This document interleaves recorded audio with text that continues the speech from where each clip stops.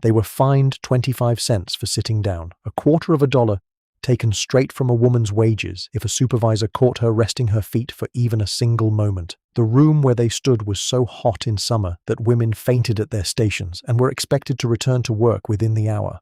Some pressed 14-hour shifts in heat that climbed past 100 degrees Fahrenheit, the steam from the machines settling into their skin until it blistered and, in the worst cases, came away in patches. They were called laundry girls, though many of them were grandmothers. They were not allowed to sit, they were not allowed to speak above a whisper, and most of the world never knew their names. I knew a few of them. Let me tell you what I learned. It is quiet here tonight. The lamp on the side table has been burning since supper, and it throws a warm little circle of light that doesn't quite reach the corners of the room. I've grown fond of those dark edges in the evening, the soft, uninhabited shadows that ask nothing of you, that hold no obligations, that are content to simply be corners in the dark. My name is Eleanor. I was born in 1931 in a farmhouse set back from a county road outside a small town called Harlow, Ohio, small enough that you've likely never heard of it, small enough that when I was a child the whole county felt like a room you could see from corner to corner if you stood in the right place. I'm 93 years old as I speak to you tonight, and I have been sitting in this armchair for the better part of an hour, just watching the window and thinking about laundry. That sounds like a strange thing to spend a quiet evening thinking about, but I have been thinking about the women I knew and the women I heard about, the ones who lived before me, who spent their whole working lives in the steam and the heat of laundry rooms. Women who pressed sheets and tablecloths and dress shirts for 12 and 14 hours a day, who were paid a few dollars a week, who were fined for sitting down to rest. I've been thinking about what their hands looked like and what their lives were and how little anyone recorded about them. You don't have to remember a word of this. That's the first thing I want to tell you. This is an evening for lying still and letting the words go past, like water over stones. You don't have to catch any of it. Just let me talk and let yourself drift wherever the drifting takes you. I'll start at the beginning, the way you're supposed to. I'll start with the farmhouse and winter and the smell of Monday morning when I was very small and the world was no larger than the view from our kitchen window. Stay with me a while. The lamp is warm and I have nowhere to be, and neither, I hope, do you. In a farmhouse in rural Ohio in the 1930s, you knew what day of the week it was by what the air smelled like. Monday had the clearest smell of any day, sharp and clean and slightly astringent, the smell of Fels-Naptha soap and hot water and effort. My mother would be up before daylight on Mondays. I know that now because I know what it took. I didn't understand it then. I only knew that when I came downstairs in the cold, still dark of a Monday morning, there was already steam rising from the big pot on the back of the stove, and the kitchen smelled like the beginning of a great deal of work. We had a Wringer washer by the time I was 4 or 5 years old, a squat, agitated contraption that sat in the corner of the kitchen on laundry days and made a noise like a very determined small engine. Before that, before the Depression had fully settled over us, there had apparently been a newer model, a better one, but I have no memory of it. What I remember is the washer we had, and my mother's hands guiding wet cloth through the wringer, 2 rubber rollers that pressed the water out as the fabric fed through, and the creak and groan of it, and the way she had to be careful, because if you weren't paying attention, the wringer would take your fingers along with the sheet. She was careful always. Her hands were careful hands, broad across the palm, reddened from the water, the knuckles a little rough by the time I knew her well enough to notice such things. She wore a house dress on Mondays, a faded blue print she kept for heavy work, and by 9 in the morning the front of it would be soaked through. She didn't seem to mind. Laundry was something you minded when it wasn't done, and you got it done, and then you were done with minding. The farmhouse itself was not large. A kitchen and a sitting room on the ground floor, 2 bedrooms upstairs, and a lean-to porch off the back where my father kept his boots and his tools. The floors were linoleum in the kitchen, a checked pattern in green and cream that I can see as clearly as if I were standing on it right now, and bare wood in the rest of the house, the boards worn smooth by years of feet. In winter, the house was heated by a coal stove in the sitting room and the warmth from the kitchen range, and the cold came in underneath the doors no matter what my mother pushed against them. Outside, in winter, the fields were flat and grey under the sky.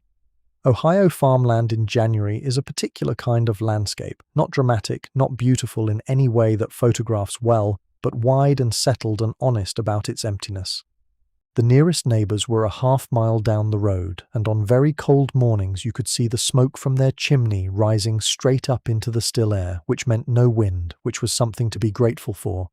We had a barn, a chicken house, a vegetable garden that was just frozen ground in winter, and a hand-dug well that, on the coldest nights, was known to freeze to a depth of several feet.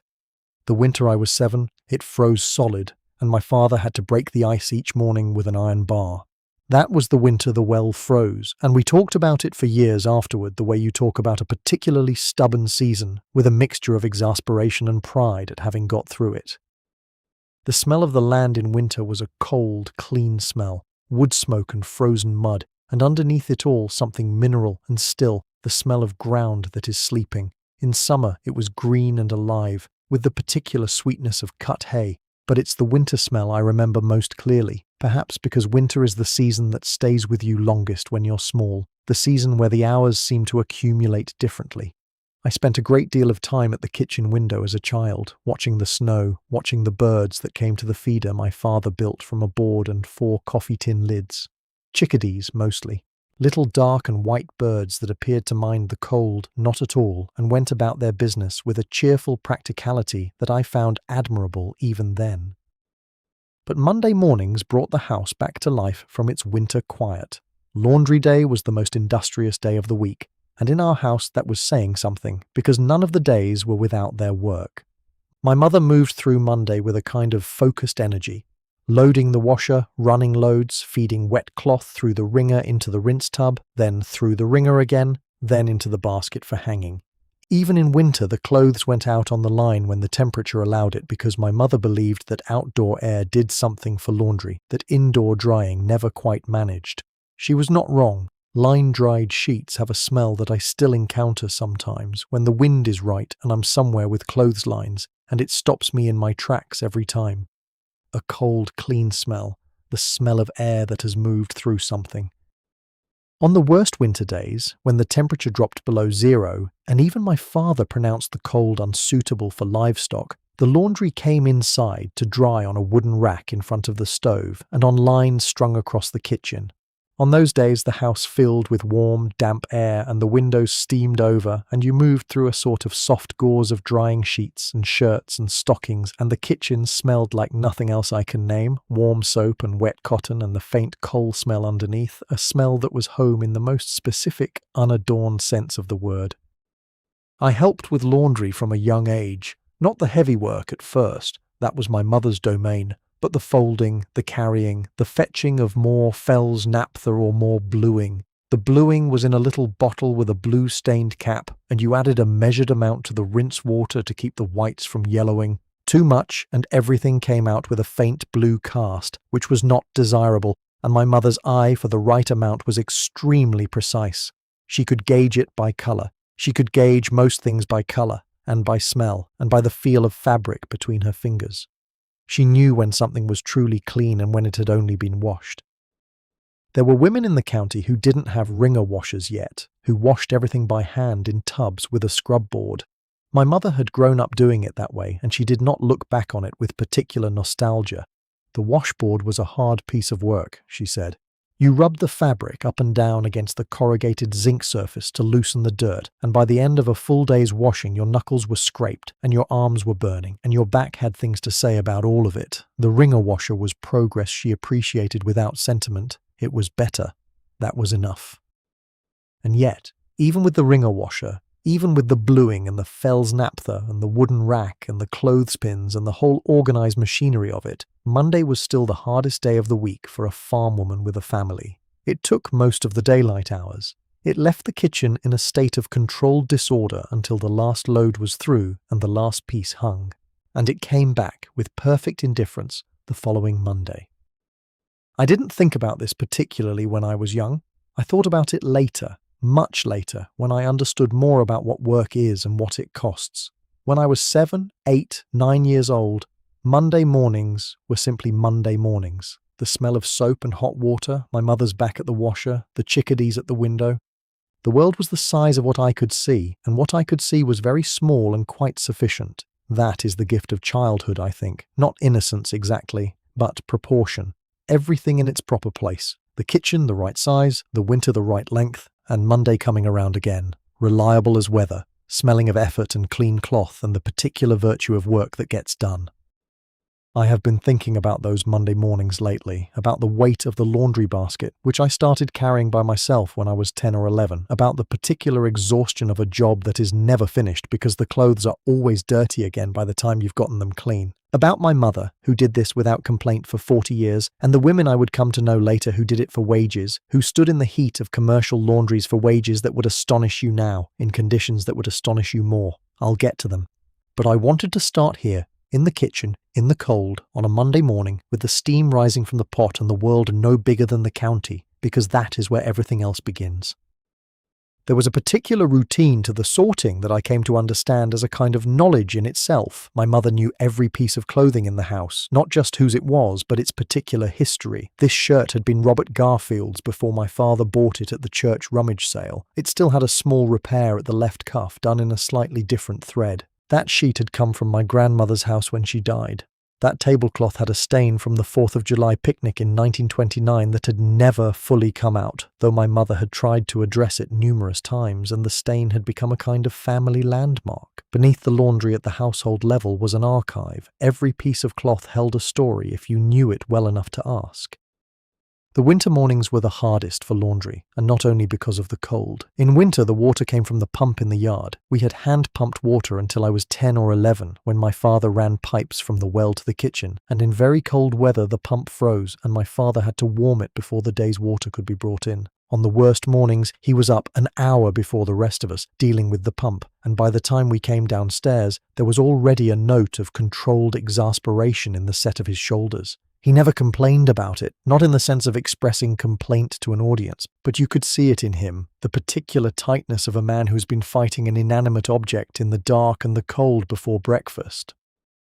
The chicken house was my responsibility from the time I was 8. I fed the chickens every morning before school and collected the eggs, and sometimes, in the way of farm animals, had to manage a hen who'd decided to become territorial about her nest and required persuasion. The chickens were uninteresting to me for many years and became interesting later when I understood more about what they contributed. Eggs for the table, extra eggs to sell or trade, the occasional hen past her laying prime who became Sunday dinner. The farm was a machine, in a sense, and everyone in it was a working part of it, and the machine ran on interdependence and didn't make a speech about it. I should tell you about the clothespins because they matter in a way that's hard to explain except through the experience of them. We kept ours in a cloth bag that hung on the line, a particular red and blue stripe, and the bag had a drawstring at the top and smelled of summer and wood and sun. The clothespins themselves were the old-fashioned kind, two-piece, with a round wooden head and a split lower end held together by a spring clip, and they were individual in the way that tools become individual after long use. Some had splinters, some had been repaired. One of them was slightly crooked from having been run through the wringer by accident. I knew those clothespins the way you know the tools you handle daily, not consciously, not by cataloguing their differences, but in the hands. The hands knew them.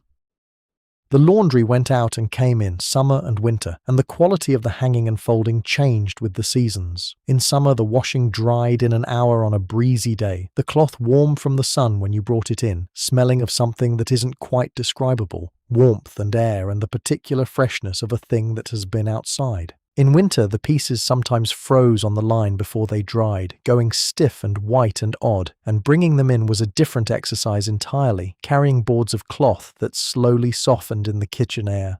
My mother said frozen-dried sheets were the cleanest sheets there were, something about how the cold did something to the fibers.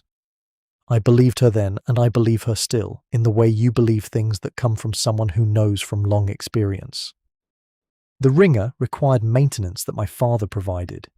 The rubber rollers wore down over time and had to be replaced eventually, and the mechanism that controlled the tension needed adjustment. He kept the machine clean with the same attention he gave his farm tools, not elaborately, not lovingly, but consistently, in the manner of a person who understands that tools fail when they're neglected, and that failure at the wrong moment costs more than the maintenance would have. He taught me that indirectly, not by instruction, but by example, by watching him. by understanding over years of watching that the way you treat the things that serve you determines how long and how well they serve you. The depression settled over us gradually, the way fog settles over a field, first at the edges, then filling in the middle until you couldn't see past the nearest fence post. I was born into it, really. 1931. By the time I had words for what I observed, the hard times were simply the world as it was. My father didn't have a name for it. He called it thin years or the way things are now. My mother called it nothing at all. She simply adjusted. Adjusting, for a farm woman in rural Ohio in the 1930s, meant a great many things. It meant the vegetable garden got larger and the meat got smaller. It meant that the Sears Roebuck catalogue, which had once been a source of genuine shopping, became something you looked through in the evenings for the pleasure of it, turning the pages slowly, the way you read a book about a place you've never been. It meant that my mother began taking in laundry. Taking in laundry was one of the most reliable ways a woman in hard times could earn a little money without leaving the house, which was important when there were children and animals that needed tending. Other women in the county did it too. You spread the word through the church and through neighbours, and work came to you. The shirts and collars of the dentist in town, the tablecloths from the Methodist minister's household, the sheets from the widow Gallagher who was elderly and couldn't manage it herself. My mother charged by the piece, and she kept her accounting in a small notebook with a marbled cover that she stored in the kitchen drawer beside the string and the rubber bands. I can see that notebook. I can see her writing in it at the kitchen table on Tuesday evenings after supper, the stub of a pencil in her hand. The numbers were never large, but they were hers, earned by her own hands, kept track of by her own calculations, and they mattered in the way that things matter when there isn't much to spare. The extra laundry meant more work on Mondays and sometimes on Tuesdays as well. It meant more Fels-Naptha, more bluing, more hours at the Wringer. It meant the clothesline was full more often, the drying rack more heavily laden. My father helped when he could, when the field work permitted, but the laundry was my mother's domain and she managed it without directing any resentment toward it. She directed resentment, when she had it, toward the people who deserved it. The weather, and occasionally the county agricultural agent who came around with advice that didn't account for what our particular piece of ground was actually capable of.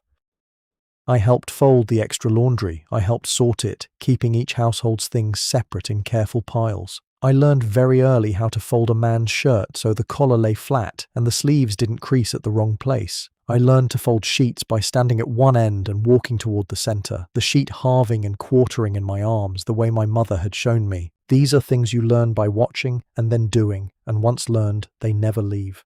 I still fold sheets that way. My daughter-in-law has remarked on it. I suppose I look like I know what I'm doing.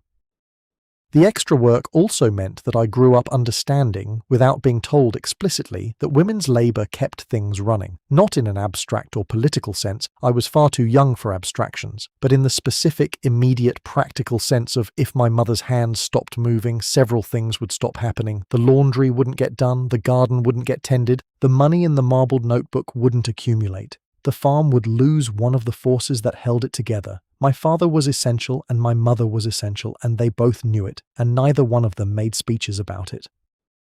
There were women in the county who had gone further than taking in laundry at home, women who had gone to work in the commercial laundry that had operated in the larger town nearby, Bellefontaine, about 12 miles east, since before the war. I heard about it first from the women at church, overheard conversations between my mother and her friends that I wasn't supposed to be listening to with the attention I was paying. The commercial laundry took in work from hotels, restaurants, the hospital, and from businesses and households that sent their laundry out rather than doing it themselves. The women who worked there stood all day at pressing machines, folding machines, hand-ironing tables. They worked from 7 in the morning until 6 in the evening, sometimes later in busy seasons. The pay was poor. I don't remember the exact figures I heard because I didn't fully understand money yet, but I remember the word poor used about it and the tone in which it was used. What I understood better was what my mother's friend Ruth said about it one afternoon when she had stopped in for coffee and thought the children were all outside. I was on the stairs, playing with the cat, invisible and quiet. Ruthie said the heat in the pressing room in summer was something she couldn't describe, that the steam from the machines made the air so wet you could wring it out. That the women were not allowed to open the windows because the humidity was required for the pressing. The cloth had to be damp to take the iron correctly, and that on the hottest days in July and August, women collapsed at their stations, not fainted gracefully, as in a story. Collapsed, had to be helped outside into the air. My mother made a sound that I heard clearly even from the stairs, a short, low sound that was not quite a word, that meant, that is not right, that should not be the case, and yet here we are. She made that sound on a number of occasions over the years. It was her way of bearing witness without pretending she had any power to change what she was witnessing. You said that sound, and then you poured more coffee, and you went on. What else was there? I went on with the cat on the stairs and tried to picture it. A room so hot the air was wet, women at machines, no windows. I couldn't fully construct it from what I knew. I was 8 or 9. My reference points for heat were summer field work and the kitchen on canning days. I knew what it was to be very hot. I didn't know what it was to be very hot and required to keep working and not allowed to sit down. That last part came later, the not allowed to sit down. I heard it in pieces, over years, from different sources, gradually assembling into something I could understand. A quarter fine for sitting, a rule posted on a board in the workroom, stand or be docked, and the women stood because a quarter was a quarter, and there wasn't any of them who could afford to give quarters back to a foreman. The Depression taught us all in different ways and at different intensities that work had a price, and that price was paid by the person who needed the work more. The person who could walk away set the terms. The person who couldn't walk away took the terms and managed. My mother's taking in laundry operation was her way of holding a small amount of that power for herself. She set her own hours, she worked in her own kitchen, she was beholden to no one's foreman. She understood what she was doing, I think, even if she never said it in those words. And so did the women at the commercial laundry, who had no such choice. The Depression. Years pass the way long things pass. So slowly you almost don't notice they're moving, and then one day you look back and see they're over. Or mostly over. The war came and rearranged everything again, and work shifted, and wages shifted, and what women were asked to do and allowed to do shifted along with it all.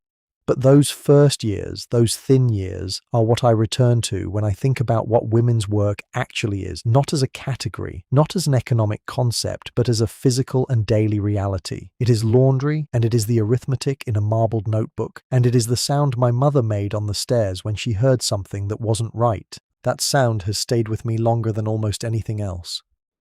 If you're finding some comfort in these evenings of mine, I'm glad. I post a new one each week, and someone mentioned that you can listen to the whole library on Spotify now if that's easier for you. The link is in the description whenever you'd like it.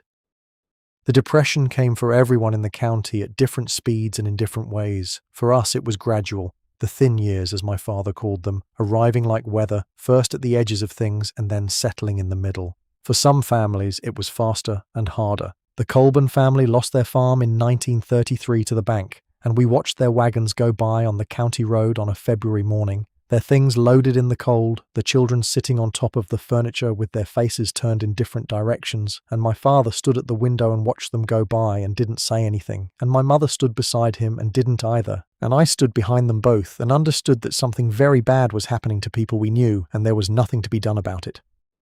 Depression-era thrift was an art form that my mother practiced with genuine mastery.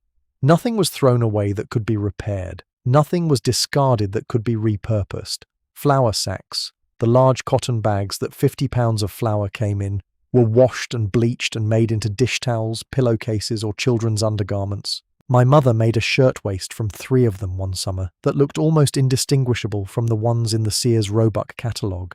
I say almost because she knew, and I knew, and the neighbours probably knew, but the catalogue women wouldn't have. The ribbon candy that appeared at Christmas was still something we had during the Depression, but 1 tin instead of 2, rationed in a way that made each piece matter more.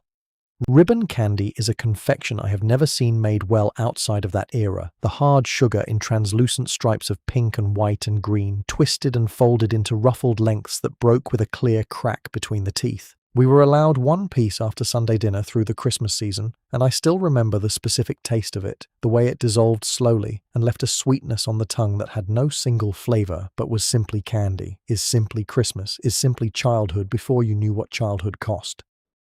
My brother Carl, who was 4 years older than me, went to work at 14 in the summers for the Deacon's farm, which was larger and better capitalized than ours and could afford to hire seasonal help. He gave most of his wages to my mother and kept a small amount for himself, and this was simply understood and not discussed as a sacrifice. It was the way things were. You were part of something, and you contributed what you could, and the something was the family.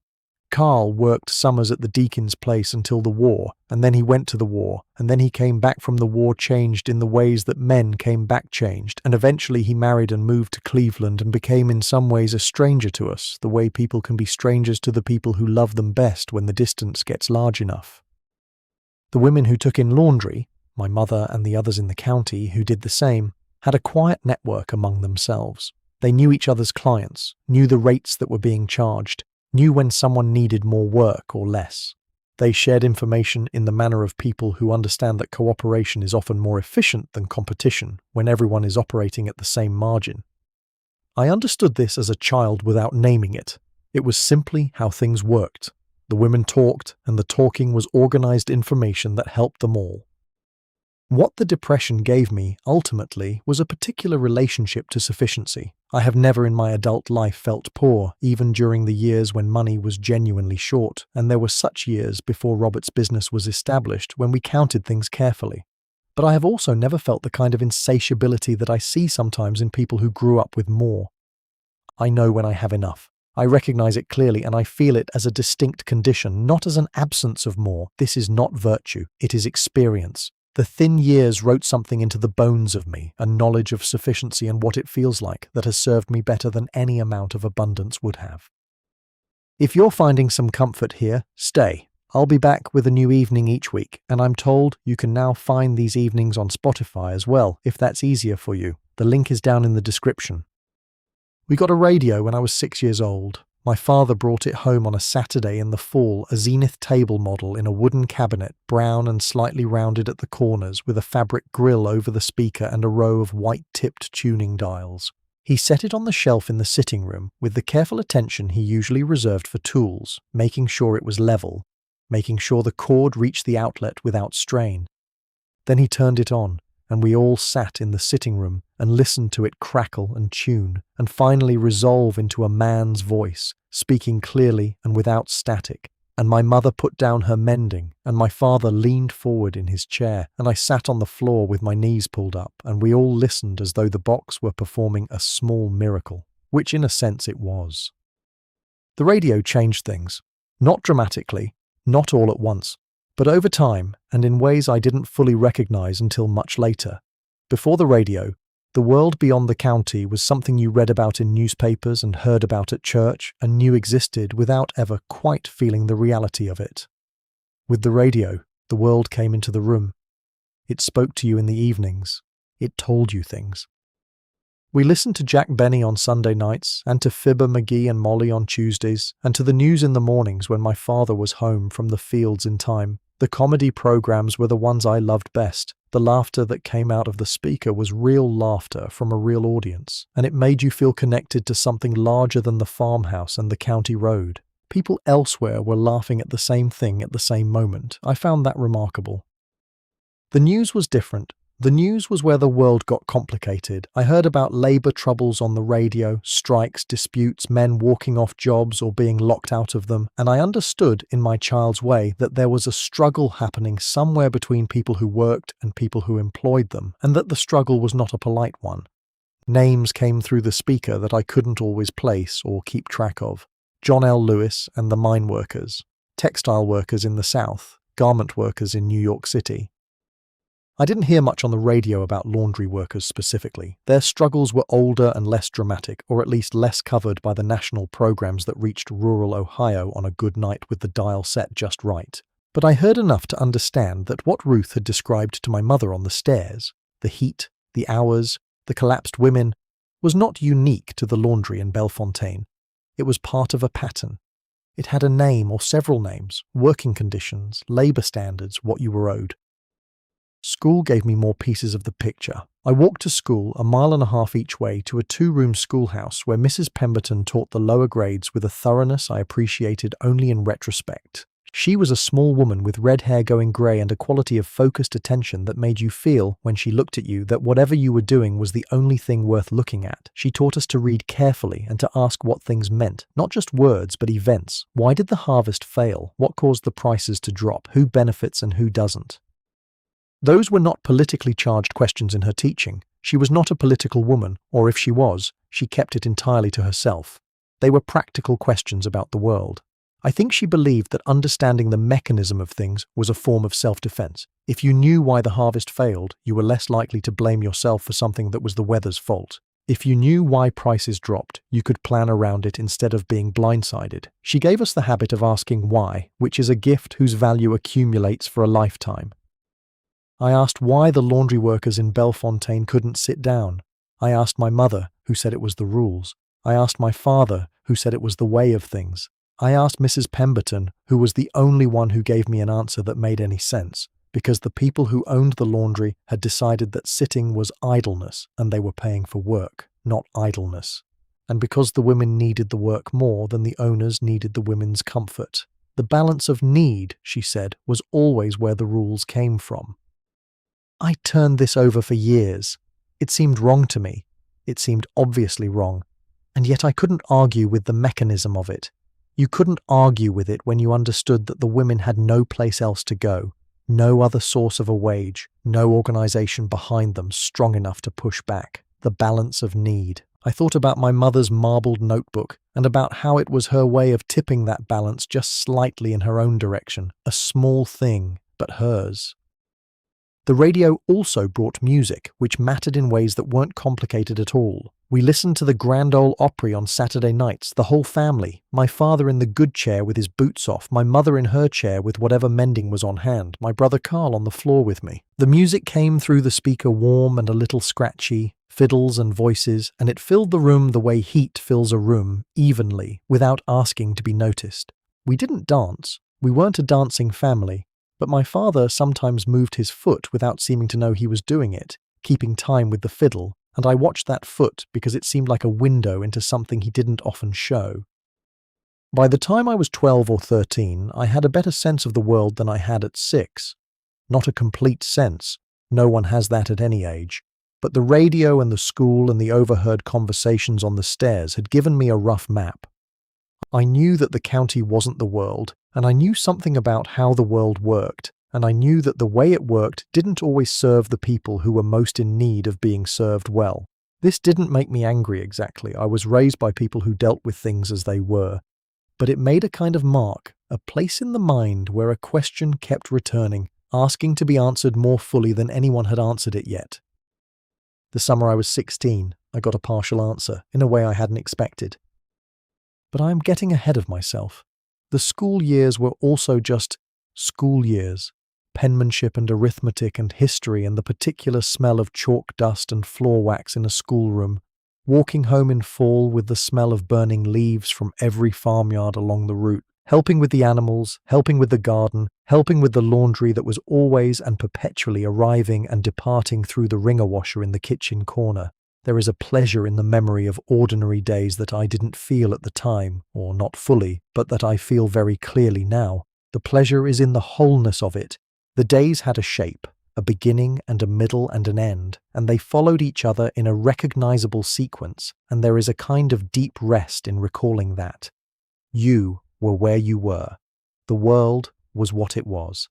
The radio played on Saturday nights, and outside the window the fields ran flat to the horizon, and you were small and real and entirely in your right place. Mrs. Pemberton retired when I was in the 8th grade, replaced by a younger teacher from Columbus named Mr. Ferris, who wore a suit every day regardless of weather and who taught history with a speed and confidence that Mrs. Pemberton had never used, as though the purpose were to cover ground rather than to understand it. I missed Mrs. Pemberton's method for years. I still miss it. The habit of asking why, where did it come from, whose interest does it serve, what would change if it changed, is the gift she gave me, and I've spent my whole life unwrapping it. The high school in Bellefontaine was a different world from the 2-room schoolhouse. There were, I think, 200 students, which felt enormous to a girl who had spent 8 years in a room with 12. The hallways were loud and purposeful, full of motion. and I spent my first week slightly overwhelmed by the scale of it, navigating toward my classes with the focused attention of a person who hasn't yet mapped the terrain. I found my footing eventually. I made friends, some of whom are still friends, or were until the years took them. I studied what was available to me, which in those years meant a practical curriculum, English and arithmetic and home economics and typing, with some history and some science. The typing proved useful for the rest of my life. The home economics I already knew most of. My mother had given me a thorough education in the domestic arts without calling it that, but I paid attention to the chemistry of it, the way you could understand why soap worked by understanding what soap was, the way you could understand why bluing prevented yellowing by understanding what yellowing was. I liked understanding mechanisms. I liked knowing the why beneath the what. I had a friend in high school named Dottie Marsh whose father owned the dry goods store in town and who was therefore slightly more prosperous than most of us and who was aware of this in a pleasant, uncomplicated way that never expressed itself as superiority. Dottie had been everywhere I hadn't, Columbus, Cleveland, once as far as New York City to visit her father's sister. She described New York to me on the school bus home, on winter afternoons, the story she built out of what she remembered. Tall buildings and noise and the smell of the subway and the sight of the harbour, with the particular energy of someone who has seen something you haven't and wants to give it to you. I loved her for that generosity. I still do, wherever she is. The radio programs were also where I first heard the word union used in a labour context, not a civic context, not a political speech, but in conversation, in the way people talked about their working lives. There was a man in the county, I don't remember his name now, only that he worked in a factory in Marion and came to our church sometimes when his own was being renovated, who talked about his union with a matter-of-fact pride, the way someone talks about belonging to something they find genuinely valuable. He wasn't making a speech about it. He simply mentioned it in passing, and what he mentioned was that the union had negotiated a 30-minute lunch break which had not previously existed. 30 minutes to sit down and eat your lunch without it being docked from your pay. I thought of the laundry women when he said it. I thought about whether they had anything like that. The answer, as I would learn, was complicated. Some did by the time I was old enough to be thinking about it. Some didn't. The improvements had come unevenly, the way all improvements come. Faster in some places and slower in others, shaped by who was organised and who wasn't, who had leverage and who didn't. The laundry in Bellefontaine was not, to my knowledge, unionised when I worked there in 1947. The rule about sitting was still on the board, but other laundries had begun to change. The world was, in its slow and uneven way, changing. That is something. That has always been something. The summer I was 16, in 1947, I got a job at the laundry in Bellefontaine. I want to tell you about that summer because it is the chapter of my life where the things I had heard and half understood became something I understood with my whole body. There is a difference between knowing that a room is very hot and standing in a room that is very hot. The difference is the body's knowledge, which goes deeper than the mind's and stays longer. The job came through a neighbour, Mrs. Deakins, whose daughter had worked at the laundry for several years and knew the forewoman slightly. I went with a letter of introduction that my mother helped me write, and I was hired to sort and fold in the flatwork department, which was where the sheets and tablecloths and institutional pieces came in from the hotels and the hospital. The starting wage was 22 cents an hour. I remember that number with perfect clarity. The laundry occupied a long brick building near the railroad tracks at the edge of town, and when you approached it on a summer morning, you could already feel it before you could see it, a wavering in the air around the exhaust vents, a change in temperature that was perceptible half a block away. Inside, in summer, the temperature in the pressing and finishing rooms ran between 95 and 115 degrees Fahrenheit. The machines generated steam that the building could not entirely evacuate, and the steam and the heat from the mangles and the ironing tables combined into something that was less like air and more like the inside of a pot. The mangle was the large machine, a roller ironer, it would be called in proper terms, though no one at the laundry called it that. It was a long, curved surface heated by steam, and the sheets and tablecloths were fed through it to be pressed flat. 2 women worked each mangle, one feeding and one catching. The piece went in one side and came out the other, pressed and smooth, and the woman on the catching end folded it on a table and stacked it. The rollers turned continuously. There was no pause between pieces. You fed and caught and folded and stacked all morning, and then you did it all afternoon, and the heat from the rollers was constant and close and direct. I was on folding that first summer, not the mangle, that was considered skilled work, and I hadn't earned the trust for it yet, but I was close enough to the mangles all day to feel the heat radiating from them, to breathe the same steam, to understand what those women who worked them felt in their shoulders and their backs by noon, and I was on my feet. We all were. From 7 in the morning until 6 in the evening, with a 30-minute break for lunch, eaten sitting on a wooden bench in a corridor that was marginally cooler than the workrooms. We were on our feet. The rule about sitting was posted on a board near the foreman's office. I saw it my first morning, written in black ink in a careful hand that I took to be the handwriting of someone official. No sitting during working hours. Fine of 25 cents for violations. I read it and looked around at the other women to see if anyone else was reading it, but no one was. They knew it already, the way you know a rule that has been in place for years. It was simply part of the room.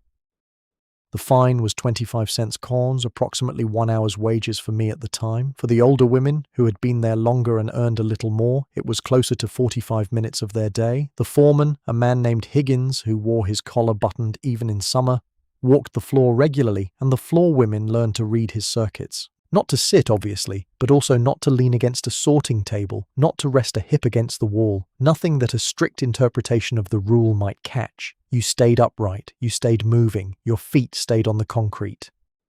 But here is what I want to tell you about that room. Beyond the heat and the rules, the women in it were extraordinary. I don't know what I had expected, being 16 and newly arrived, perhaps something grim and resigned, a room full of people enduring. What I found was different. The women talked in low voices under the noise of the machines, and they had opinions about everything. About the work, about the management, about the war that had just ended, and what it had and hadn't changed. About their families and their gardens and the weather. There was a kind of life in that room that the heat couldn't press out of it. People persisted in being people, even in 100 degrees. The woman who taught me most was named Vera Hutchins. She was in her late 50s when I knew her, grey-haired, compact, with hands so practiced at folding that she could do it without looking, her eyes somewhere else while her hands moved. She had been at the laundry for over 20 years. She had started in the worst of the old days, before any of the small improvements that had come by the late 1940s, and she was willing to tell me about it, if I was willing to listen, and I was very willing. The worst years, Vera said, were before the war, before a good deal had changed, and some things changed slowly. She told me that when she started in the late 1920s, the pressing room ran hotter than it did when I was there, not because the machines were different, but because management was more careless about the venting. Women fainted regularly in July and August, she said. You were expected to revive yourself outside in the air and come back in. If you couldn't revive yourself in a timely way, a note was made. Too many notes and your hours were reduced or you were let go. She said this without bitterness, without the bitterness I felt hearing it, at least. She said it the way my mother said things about the Depression. This is what it was. We got through it.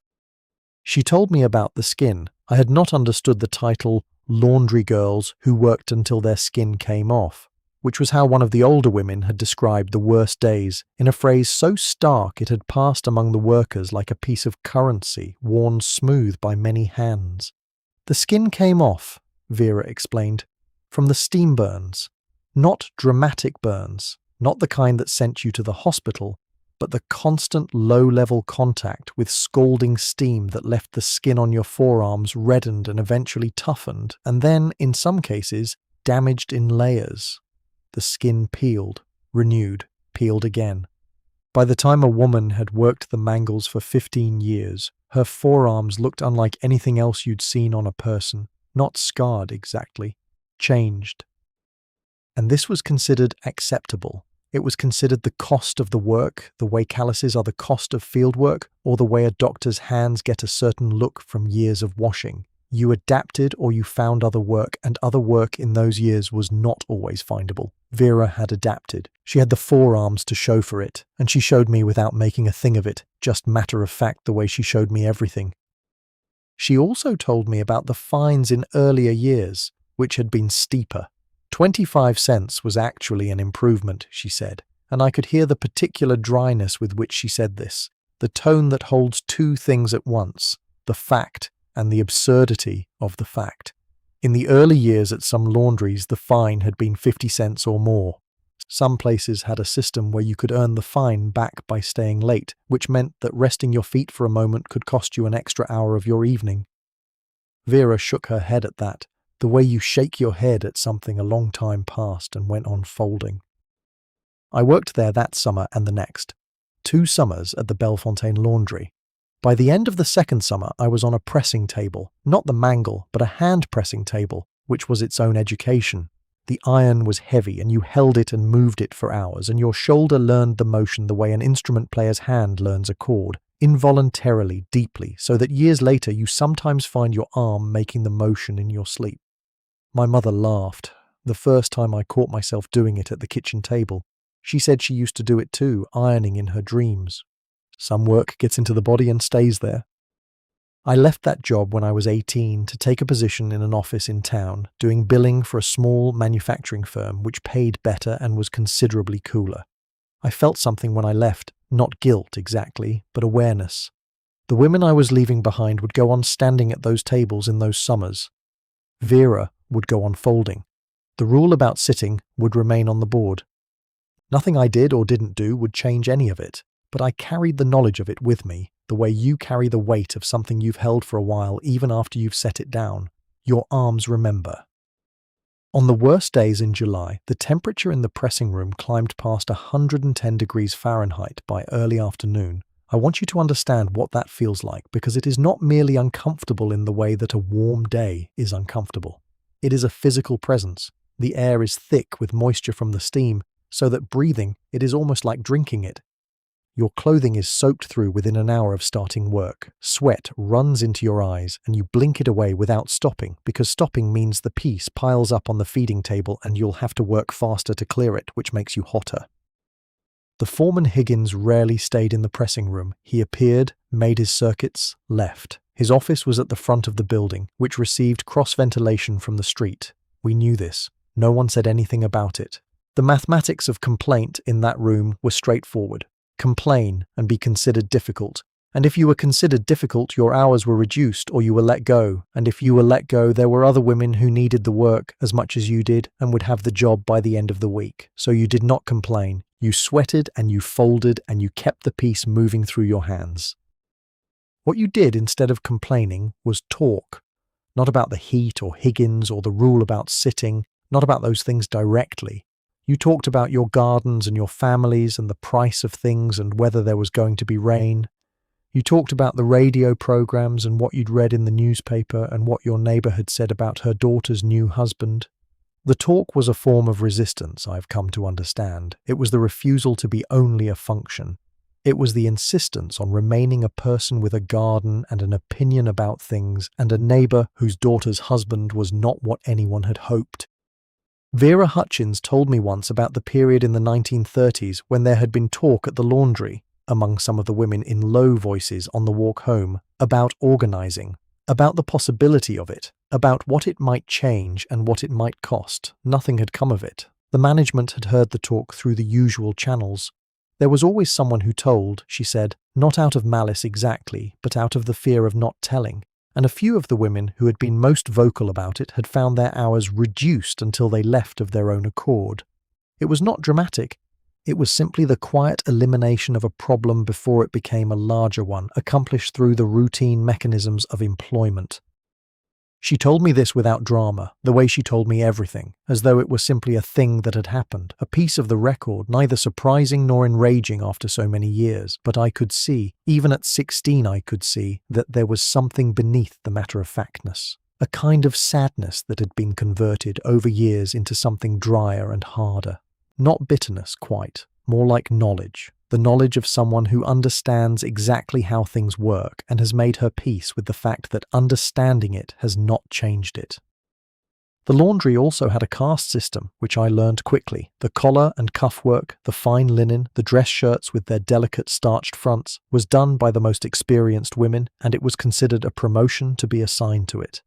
It required a different kind of attention, a lighter touch, an eye for how the iron sat on the fabric. Vera was collar and cuff. She could tell from the weight and the weave of a fabric exactly how it needed to be treated, and she handled good linen with a professionalism that I found beautiful to watch. The economy of motion, the precision of placement, the small adjustments made without apparent thought.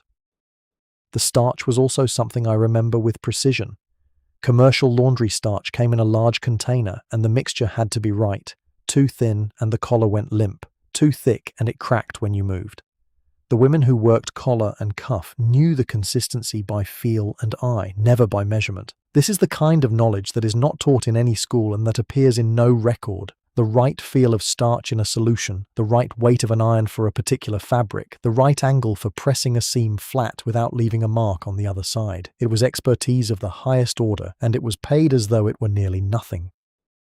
I met Robert in 1950. I was 19 years old and working in the billing office, and he had come back from Korea the previous winter, not wounded, but changed in the way that young men came back changed in those years, wearing the change the way you wear a coat that fits differently than it used to. He was 23. He worked at his uncle's hardware store on the main street of Harlow, and I used to see him on my lunch hour through the window, measuring things or carrying things or talking to customers with a patience and directness that I found myself watching with more attention than strictly necessary. We were introduced at a church social in November. He was there with his mother and I was there with mine, and the church socials in Harlow were small enough that everyone was eventually in the same room. He asked if I'd like to go to a movie the following Saturday, and I said yes in a tone that I hoped was casual and probably was not. The movies cost 25 cents, a quarter, the same as the fine for sitting at the laundry, a coincidence I've never forgotten, and we saw a Western at the Rialto Theatre on Main Street, and afterward he bought us each an RC Cola at the soda fountain, and we sat in a booth for 2 hours and talked. He was easy to talk to. This is not a small thing. I've known many men who were not easy to talk to for various reasons, and I understand now what a piece of luck it is to find someone whose conversation fits yours. He asked questions and meant them. He listened when you answered and built on what you'd said. He didn't treat you like a person whose thoughts were probably less interesting than his own. I don't think he was performing this. I think it was simply how he was, the texture of him. We courted for a year and a half. Courting in those years and in that place looked like Saturday evenings, usually the movies or a church supper or a drive in his uncle's borrowed Ford. Sunday dinners, alternating between his family's house and mine. Long letters when he had a trip away for a few weeks in the summer to help his cousin with harvest. Letters that were careful and specific about things, not declarations. Nothing overwrought, but details. What the weather was like where he was. What he had eaten for supper. Small observations. The kind that accumulate into knowledge of a person the way water accumulates in a creek after rain, slowly and then all at once. I saved those letters. I have them still in a box in the closet that I haven't opened in several years but cannot bring myself to give away. A box of small observations adding up to a life. We were married in June of 1952. The wedding was at the Methodist Church in Harlow, which is where both our families had always gone, on a Saturday that was warm but not yet hot, the kind of June day that Ohio offers sometimes as evidence that it can be kind when it tries. My dress was white lawn fabric with eyelet trim at the collar and cuffs. My mother had made it, working for weeks on the dining room table, fitting and adjusting with a concentration that precluded conversation during the sessions. It was a beautiful dress. I wore it once for several hours, and then carefully folded it and put it in a box, and it has been in that box ever since. I'd like to tell you what the dress looked like on the hanger today, but the truth is I don't know. Some things are better kept in memory than inspected. The church was full of our families and everyone's neighbours. The reception was in the church hall. Deviled eggs and petit fours and a white cake with butter frosting, made by the women of the Ladies' Auxiliary who turned out for weddings as a matter of course, and produced tables full of food with the efficient warmth of people who have done this many times and know it is a privilege to do. My mother stood at the edge of the hall with the particular expression she wore when she was moved but managing it. My father shook Robert's hand for a long time. Robert's mother cried, which I had not expected of her, and which endeared her to me completely. Marriage in 1952 for a young woman in a small Ohio town had a fairly established shape. You kept house. If you had been working before the wedding, you generally stopped or reduced your hours to something that supplemented rather than anchored the household income. Robert made a decent wage at the hardware store, not abundant but sufficient, and we rented a small house on Elm Street, white clapboard with a green door that we furnished gradually with whatever we could afford and a few pieces from both families that were offered and accepted. I didn't mind the work of keeping a house. That might sound odd now, or it might sound like something I'm supposed to say, but I mean it plainly. I had grown up watching my mother organize a household the way a general organizes a campaign, with thought and economy and a good deal of competence, and I understood it as real work done by real intelligence. I kept our house the same way she had kept hers. I learned things as they came up and did them as well as I could, and asked for help when I needed it. The laundry, naturally, was mine. I had our own Wringer washer by the end of the first year, a newer model than the one I'd grown up with a timer on the agitation cycle and a better mechanism on the wringer. Robert had bought it second-hand from a family who was moving west, and he'd carried it up the front steps himself, which I mentioned because it was very heavy and he didn't complain. I had a long clothesline in the backyard strung between two poles, and I hung laundry on Monday mornings the way my mother always had, and the whole operation had a familiarity that was comforting in the way that knowing how to do something is always comforting. But I thought sometimes on those Monday mornings of Vera Hutchins and the women at the laundry. I thought of what Vera had told me, the heat, the standing, the peeled forearms, the quarter fine. I thought about how I was doing laundry now in my own backyard, in the open air, with the freedom to sit down on the back step whenever I needed to, and no one to check on me and no rule posted on any board.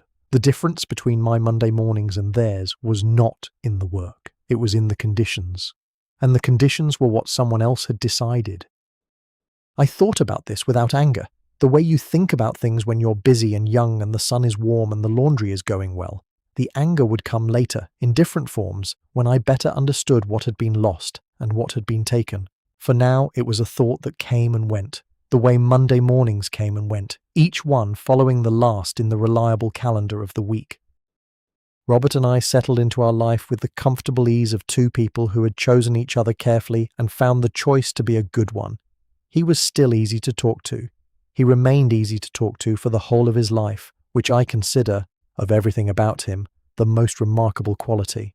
He read widely and thought carefully, and was interested in things. He learned the hardware business thoroughly and eventually bought out his uncle's interest when the time came.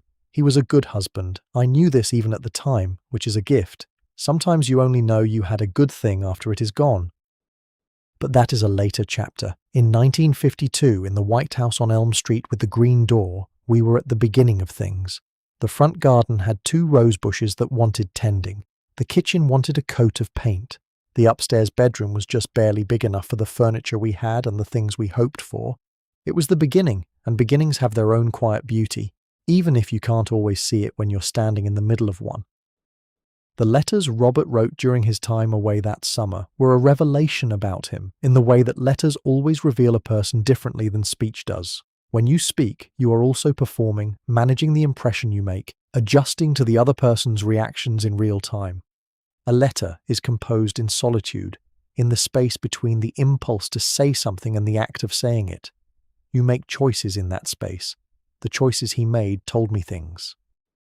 He wrote about small things with the attention of a person who is genuinely interested in the texture of the world. He described the way the light changed in the mornings on his cousin's farm in Indiana, not because it was dramatic, but because he had noticed it and it seemed worth noticing. He described a conversation with an old man at a feed store, the man's particular way of saying things, the shape of his opinions. He wrote about what he was reading. He was reading a biography of Lincoln that summer, which he had borrowed from the library before he left. And he wrote about what he was thinking about what he read, the specific questions it raised for him.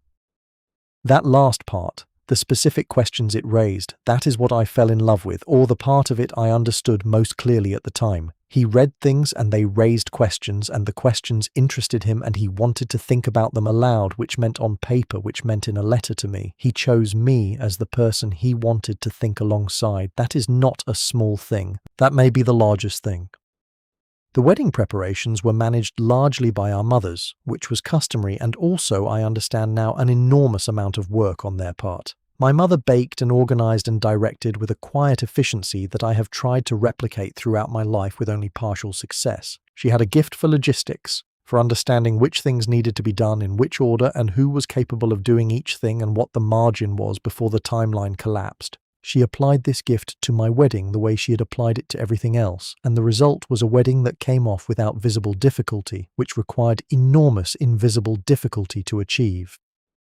Robert and I honeymooned at a small lake resort in Michigan, 4 days, which was what we could afford and what seemed appropriate. We drove his uncle's borrowed Ford north through Ohio and into Michigan, and the drive itself was part of the experience. 4 hours of American countryside in early summer, the fields running past the windows, the radio finding stations and losing them, the particular freedom of being on a road going somewhere specific with the person you have chosen. We ate at a diner outside Toledo and ordered coffee and pie, and he paid for it with a formality that made me want to laugh and that I did not laugh at out of love. The house on Elm Street, our house, from the first day, had been empty for several months before we moved in, and it had accumulated the particular stillness of an uninhabited place. The first evening we spent in it, after all the boxes were moved in and the families had gone home, we stood in the kitchen in the late light and looked at each other and the kitchen and the boxes, and I felt something I don't have a precise word for. The closest I can get is arrival, not at the destination of a journey, but at the beginning of one. We were starting that evening. We were at the very start of something that would take the rest of our lives to finish. Our first child, James, was born in 1953. Our daughter Patricia came in 1955, a second son, David, in 1958, 3 children in 5 years, which was not unusual for the time, was in fact fairly standard among the young families in Harlow and elsewhere, was the shape that family was expected to take and that most families took without much deliberation. We wanted children. We had children. This is one of those sentences that contains an ocean of experience in 9 short words. What I want to tell you about those years, the years of young children and small houses and beautiful ordinary days, is the texture of them, not the events so much as the texture. The way a Tuesday morning in October, with the children at school and the laundry on the line and a pot of soup on the stove, felt from the inside. Because I think about those Tuesday mornings now more than I think about the notable events. The events are what happened. The Tuesday mornings are what it was like. It was like James's boots by the back door, needing to be cleaned of mud. Patricia's hair ribbons on the kitchen counter because she'd taken them out before school despite being told not to. David's small fingerprints on the window glass where he'd pressed his hands against it watching for something in the yard. The smell of the soup, vegetable beef usually, or chicken noodle, the noodles rolled out on the flour-dusted board before the children were up. The sound of the washer agitating in the corner. The particular quality of October light, which is clear and slightly thin, and falls at a different angle than summer light and makes everything look a little more defined. Monday was still laundry day. With 3 children, laundry was a considerable operation. I did 4 or 5 loads in the summer, more in winter when the heavy things needed washing. The blankets, the flannel shirts, the wool socks that dried slowly on the rack. I had a system, the way my mother had a system. Lights first, darks last, children's things separated from Robert's work clothes because the work clothes needed a longer soak. The folding was done at the kitchen table in the afternoon, in front of the radio, and I'd sometimes hear a program I recognized from my childhood, not Jack Benny anymore, but sometimes a music program, sometimes the news, and I'd fold shirts and listen and feel the peculiar double sensation of being entirely in the present and entirely in the past at the same time. The children helped, as I had helped my mother, when they were old enough. Patricia was a good folder, careful and precise, with a perfectionist's insistence on getting the corners exactly right. James was less careful, but willing. David, the youngest, helped with carrying, which he treated as a physical challenge and always tried to carry more than was sensible. He is still like that. He lives in Columbus now and calls on Sundays, and he still takes on more than is sensible, and I love that about him entirely. The house on Elm Street was small enough that children filled it quickly, not uncomfortably, but perceptibly. You were always aware of everyone. You always knew where everyone was by the sounds they made. James was a quiet child who built things, so you heard him in the corner moving pieces around. Patricia was a talker, so you heard her narrating whatever she was doing or telling a story to the dog or singing songs she'd half forgotten, filling in the forgotten parts with improvised sounds. David was a runner, always in motion, always arriving from somewhere at a run, always slightly out of breath, always with something to report. I was at the center of this in the way that mothers of that era were at the center of things, not as a matter of preference or design, but as a matter of how the household was organized and how the world was organized around the household. Robert was at work 6 days a week. I was home. The children radiated out from me in the mornings and returned to me in the afternoons, and the house ran in the pattern of their departures and arrivals and needs. This was my work in those years. I don't speak of it with resentment. I would have liked sometimes to have had more of certain kinds of quiet, more time for the things that interested me beyond the household. But the household was not a cage, it was simply where I was. There were other mothers in the neighbourhood in similar positions. Betty Malone, 2 doors down, with 4 children. Shirley Anderson across the street, with 3 and a husband who travelled for work. Grace Fujita from the Methodist Church, who had come from California with her husband after the war and whose children played with James and David and Patricia with an easy naturalness that I thought was simply how children were, until I understood later that the ease was itself something remarkable for the time and the place. We gathered on porches in the evenings while the children played, these women and I, and we talked about everything and nothing, recipes and school news and the cost of things and what we'd read or heard, and I think of those gatherings now with a warmth that has only increased over years. Those were friends, real ones. The cost of things was a regular topic. 22 cents for a loaf of Wonder Bread in its wax paper wrapper, 15 cents for a dozen eggs when the chickens were laying well, the price of a pound of Crisco, the price of a new pair of shoes for James, who went through shoes at a rate that suggested he was deliberately testing them.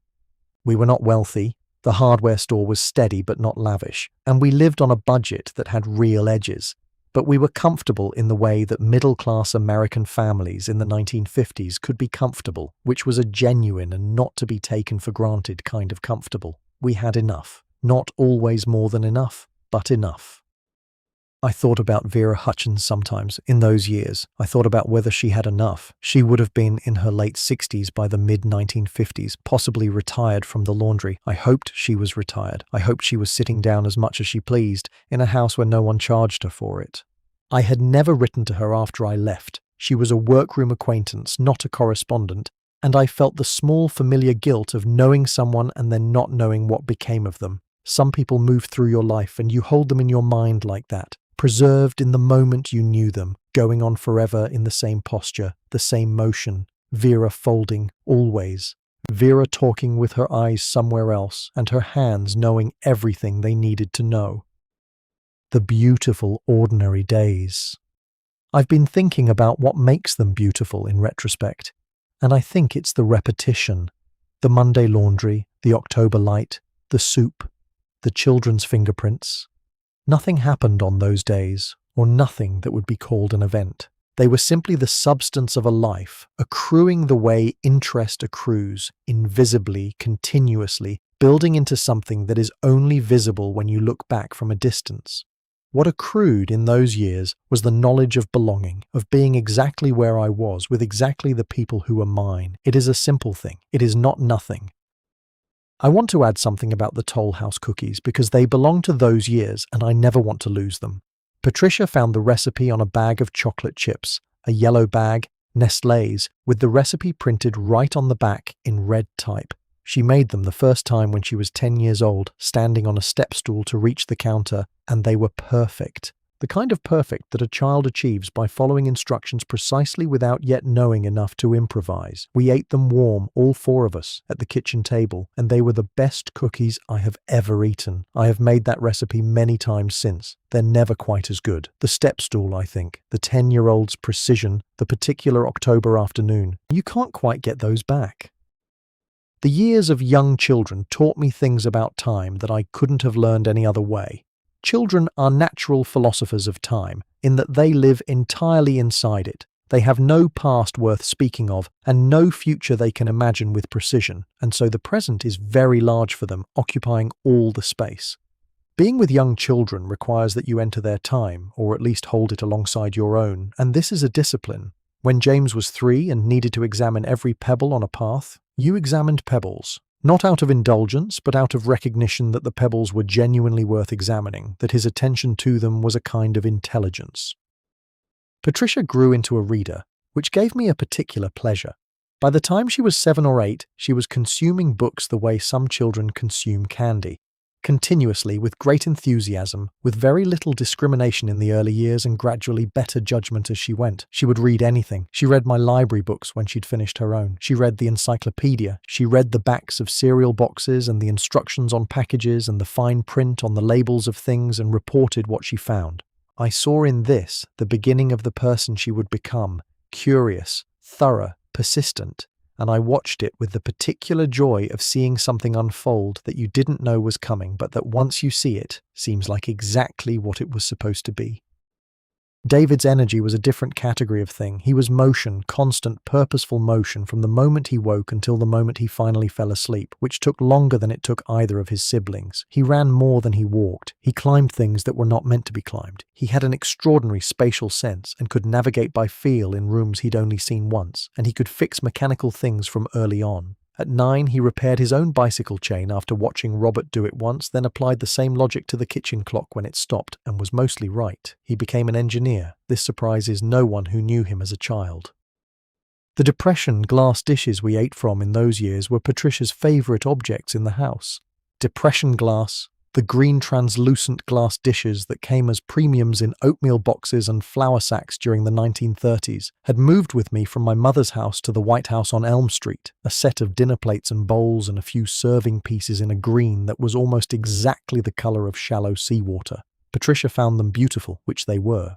She would hold a plate up to the window light and look at how the green shifted with the angle. On her wedding day, she asked if she could take a few pieces with her, and I said of course, and I was glad because things should go where they're loved. The neighbourhood we lived in had the quality of all good neighbourhoods, which is, it was a place where people looked out for each other without making a production of it. When James had his appendix out at 9 years old and spent a week in the hospital, the women on the block organised a meal rotation without being asked, sending dinner every evening for 2 weeks while I was managing the hospital visits and David and Patricia and the logistics of a household with one parent temporarily absent from ordinary function. They did this simply and without ceremony, and I accepted it simply and without ceremony, and there was a debt incurred that I paid forward over the years whenever someone else needed the same thing. This is how neighbourhoods work. When they work, it's the only way neighbourhoods work. The A&P on Main Street was where we did most of our grocery shopping, and I went on Thursdays with Patricia and David after school, James being old enough by then to come home and start his homework alone. The A&P had a particular smell. A layering of bread and coffee and the cold of the meat case and the particular synthetic smell of the cleaning products aisle that I would recognize immediately even now if I walked into it, though the A&Ps are all gone and have been gone for years. Smell is the longest memory. It goes further back than language and stays longer than most things. Thursday afternoon at the A&P is still entirely present in me when the right combination of bread and coffee and cold air comes together. If you're still with me this far into the evening, I'm glad. Let yourself drift if you need to. I'll keep talking either way. And if you've been listening on Spotify, our whole little library of evenings is there. Link in the description whenever the night feels long. There comes a point in a life when the large shape of things becomes visible, when you can look at what you have and recognize it as what you are going to have, not as deprivation or limitation, but as the actual contour of your actual life. For me, that point came sometime in my late 30s, in the early 1960s, when the children were growing and Robert's business was steady and the White House on Elm Street was beginning to feel like something we had made rather than something we were borrowing. That recognition is, I think, a form of peace, though it doesn't always feel like peace when it arrives. Sometimes it feels more like settling, not the negative kind of settling, the lowering of expectations, but the geological kind, the way a foundation settles into the earth it sits on, finding its level. The 1960s arrived with noise, as decades do. There was noise on the television. We had a television now, a black and white Motorola that sat in the corner of the sitting room and brought the world into the house in moving pictures in a way the radio had never quite managed. The world being brought in those years was not always a comfortable world to have in the sitting room. There was the question of what was happening in the South, which my children were old enough to watch and ask about, and which I answered as honestly as I could, while knowing that my honest answer was incomplete in ways I could feel but not fully articulate. There was the question of the war again. Always a war, it seemed, my whole life, and what it meant, and what it would cost, and which of the young men we knew would be asked to go. James was not drafted. He was in college by the late 1960s, and then in graduate school for engineering, and then employed, and then married, and then living in Cincinnati, all in a progression that happened faster than seemed possible. Patricia married in 1975, a gentleman named Howard who sold insurance and loved her with a steadiness that suited her. David was the wanderer, worked in Colorado for several years, then Oregon, then settled eventually in Columbus, Ohio, where he still is, 2 hours and 15 minutes from Harlow if the weather is good. The world changed in the 1960s in ways that included the way laundry was done, which is a small thing, but I mention it because it was visible in people's lives. The automatic washing machine, the top-loading kind that filled itself and spun the water out without a wringer, was becoming common in those years, affordable enough that most families had one or would have one shortly. We got ours in 1963, a Maytag that cost more than we'd budgeted for but that Robert said was worth it, and he was right. It changed Monday mornings profoundly. Not the laundry itself. The laundry remained the same laundry towels, but the physical work of it, the hands in the water part, the wringer part, was removed. You loaded the machine and you stepped back and the machine did the hard labor. I thought about my mother when we got that machine. I thought about the wringer washer and before that, presumably the washboard and the tub. I thought about the Bellefontaine laundry and the mangles and the way Vera's forearms had looked. The history of laundry is the history of how much of a woman's physical self she was required to spend on it, and the washing machine was a genuine liberation of the body, even if no one called it that in 1963 in Harlow, Ohio. We called it convenient. We called it modern. What we meant was, my hands don't have to do that anymore. That is not nothing. The laundry in Bellefontaine had also changed, from what I heard through the years. It had closed in the late 1950s. The big commercial laundries were closing all over the Midwest as household appliances improved and the economics shifted. The women who had worked there had scattered to other work or retired or moved away. Vera Hutchins, I had asked after her once through Mrs. Deakins, had retired around 1955 and was living with her daughter's family. I felt something when I heard that. Relief and the residue of guilt, and something else I didn't have a precise name for. Gladness that she was sitting down, something like that. The middle years, they are harder to narrate than the beginning and the end because they are less eventful in the ways that stories require events. They are the long middle stretch where life is happening continuously but without drama, meals and seasonal chores and conversations and the gradual change of children into adults and the gradual change of young people into middle-aged people and the slow accumulation of all the small things that will eventually be what you know yourself to have been. I joined the library board in 1965, which I mention because it is how I came to think more systematically about the things I had known in a scattered way. The library had books about labor history, books about women's working conditions, books that told the stories I had heard in pieces about the laundry workers and the textile workers and the garment workers and all the other women who had stood at machines for wages no one considered adequate. And I read them during quiet Tuesday evenings when the children were grown enough to need me less and the reading chair had become mine again. I read with the particular attention of someone who recognizes something they have seen before. That is what Vera's forearms were. That is what 25 cents is. Here, in these pages, I recognize things. The books named names I hadn't known. Organizations that had tried to change the conditions in commercial laundries. Women who had organized, petitioned, struck, who had stood together in ways that were dangerous in those years and that cost some of them their jobs and in some cases more than that. The laundry workers who had testified before state legislatures in the 1910s and 1920s about the heat and the hours and the fines and the floors that were never clean because you couldn't stop working long enough to clean them. Their testimony was in those books, word for word, from the original records. Reading it was like hearing them speak across 40 years. One of them said, "We are not asking for comfort. We are asking not to be ruined." She said this to a committee of men in suits who were deciding whether to regulate the conditions in industrial laundries, and the record shows they thanked her and moved on to other business. The law that eventually came was weaker than what was asked for and arrived years after it was needed. But it came. Most things do eventually, if enough people keep asking. The 1960s and 1970s passed in this way, a life running at a steady pace, the children grown and gone, the house quieter and simultaneously more fully ours, the library board on Tuesday evenings, Robert's hardware store continuing its reliable commerce, the laundry getting done on Mondays with less physical cost than my mother's Mondays had required, but with the same basic rhythm, the same act, different machines, the same Monday, different decade. I am still moved by the continuity of it. By the way, a Tuesday in 1967 in Harlow, Ohio is connected through the thread of ordinary domestic work to a Tuesday in 1937 and a Tuesday in 1907 and further back than I can see clearly. The thread is women's labor. It is very long and very strong and mostly undocumented, and I have been pulling on it in my mind for my entire life. Those years felt, as I said, like settling, not cessation, not resignation, but the particular satisfaction of a life that has found its level, has settled into the earth of what it actually is, and is content to grow from that ground. I was content. I want to say that clearly because contentment is not often celebrated the way happiness is, but it is more durable and perhaps more honest. I was content in the White House on Elm Street, with Robert and the library board and Monday laundry and Sunday dinners when the children came home. It was enough. It was, in fact, quite a lot.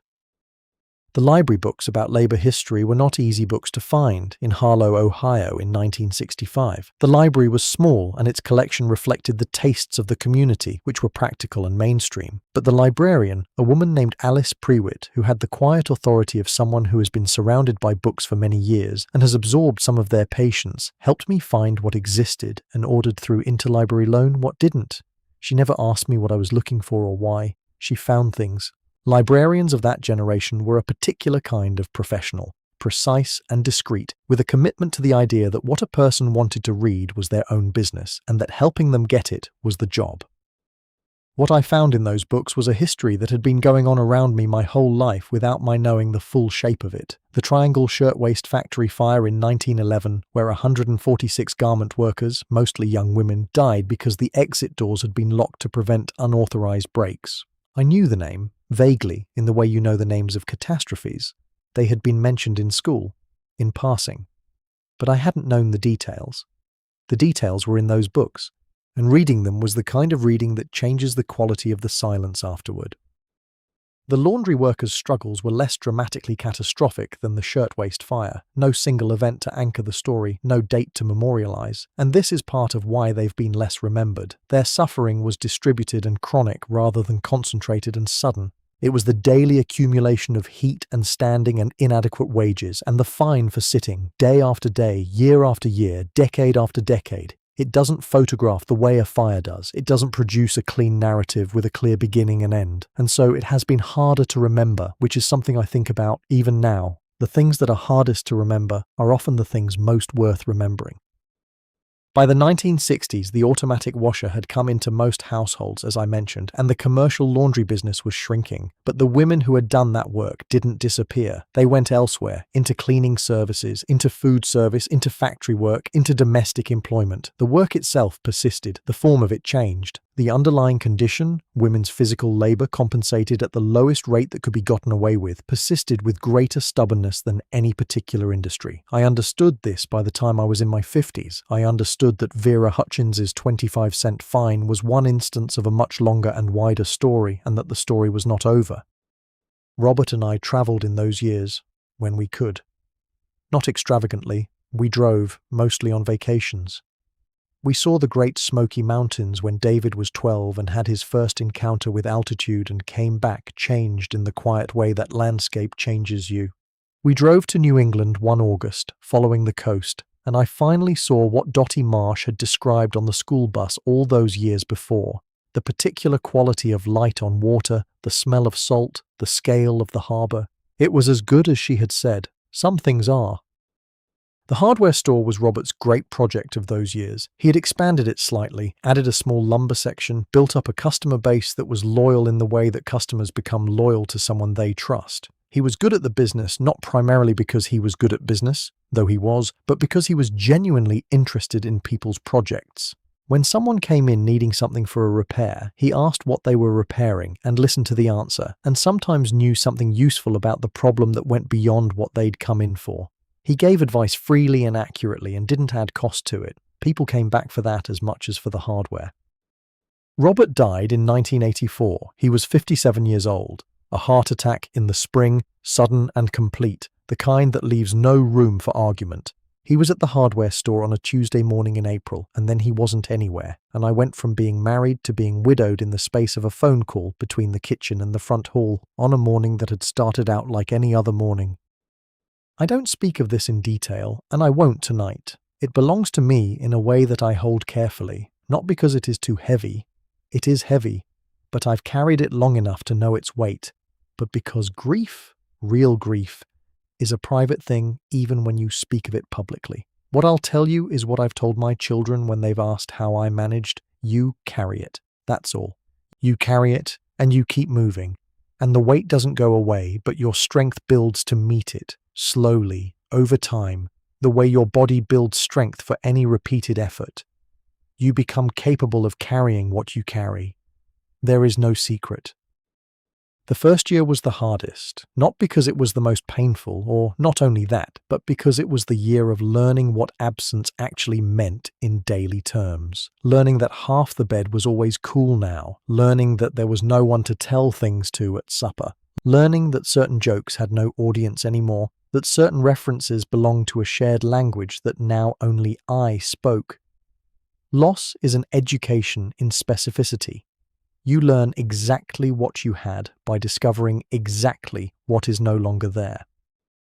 The children came often that first year, and I was grateful. James and his wife Karen drove up from Cincinnati on alternate weekends. Patricia called every few days, sometimes just to talk about nothing in particular, which was the right thing, though I don't know how she knew it.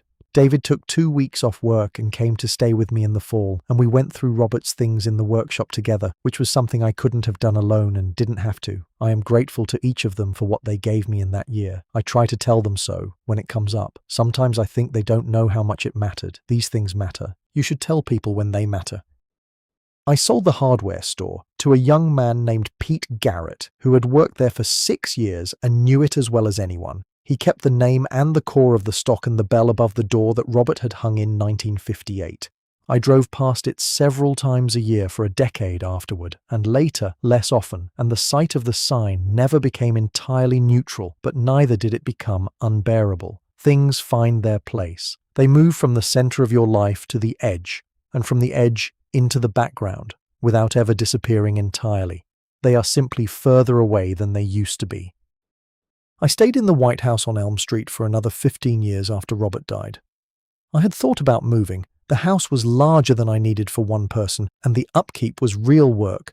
But I didn't move, and I think the reason I didn't was simply that I knew the house. I knew where the light fell in the afternoon. I knew which floorboard creaked. I knew the particular quality of the January cold that came in under the back door no matter what you put against it. Knowing a place is its own form of comfort, and I was in need of comfort that years only slowly provided. Widowhood taught me things I hadn't known about myself, that I was more capable of solitude than I'd thought, that I was better at making decisions alone than I'd expected. Robert and I had been equal partners in most decisions, which meant I'd never had to practice deciding entirely by myself, and it turned out I could do it. That I was good at making friends with women who were also widowed, who understood the particular grammar of a life that has had someone at the center and then doesn't. Betty Malone, 2 doors down, had lost her husband 3 years before I lost Robert. We became genuine friends in widowhood in a way that had been different when we were younger and busier. We took walks. We had dinner on Thursdays. We talked about things with a frankness that comes more easily when the major architecture of your life is already decided and you're just living in it.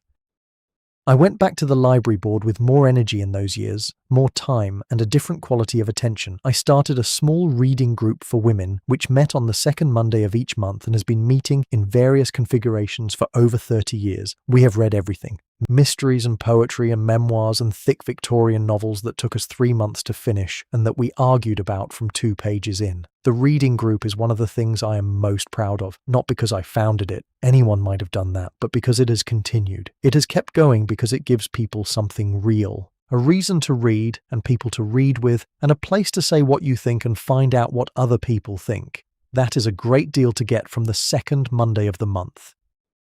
I thought about grief differently in those years, or began to. The laundry workers had been in my thoughts again, for some reason. Vera and the women she told me about. The women whose testimony I'd read in the library books. I thought about what it meant to carry a heavy thing and keep working. They had done that. They had carried lives that were made heavy by conditions they hadn't chosen, by the heat and the standing and the fines and the wages that didn't meet the work.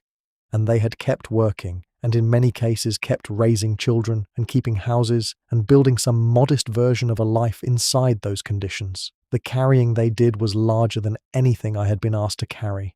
I thought about this, and I felt the particular humility that comes from recognizing the weight of other people's lives.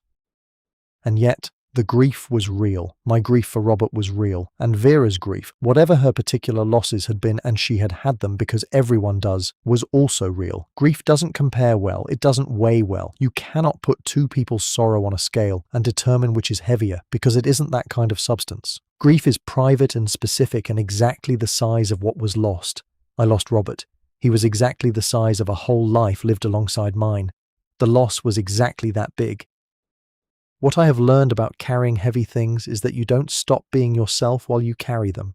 You might expect to become only the grief, only the loss. But you don't. Quite. You remain yourself. You continue to notice things, to find things funny, to care about the library board and the reading group and the Monday laundry and whether Patricia's children are eating enough vegetables. The self persists. It carries the weight and it persists, and the persistence is not heroic. It is simply what a self does. It is what those women at the Mangles did, Vera and the others, who were also still themselves inside the work, who talked and noticed things and had opinions. The self is remarkably durable. I find this comforting, even now, especially now.